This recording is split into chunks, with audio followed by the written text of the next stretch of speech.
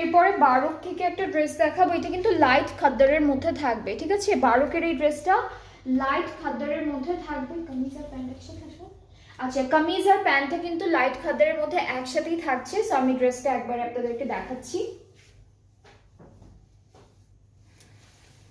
এই যে এটা হলো আমাদের কামিজ আর প্যান্টের পার্টটা একসাথে দেওয়া আছে লাইট খাদ্দারের মধ্যে, খুব সুন্দর কালেকশন। থ্যাংক ইউ বিথি আপু।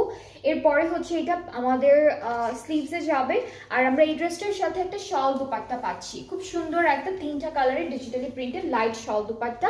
অ্যান্ড এটা হলো পুরো ড্রেসটার ফাইনাল লুক।